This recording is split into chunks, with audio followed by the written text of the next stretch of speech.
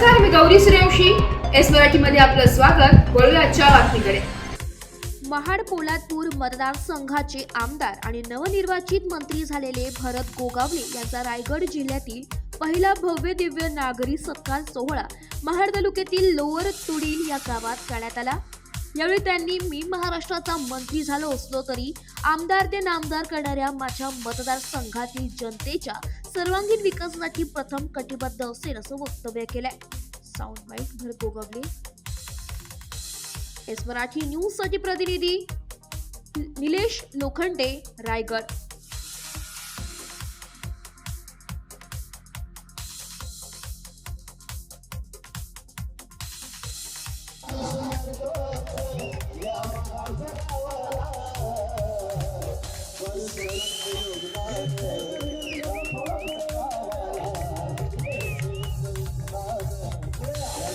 सन्माननीय भरत शेठजी गोगावले साहेब यांचा पुष्पगुहार अर्पण करून त्याचा या ठिकाणी कौतुकास्पद सत्कार सोहळा संपन्न होत आहे.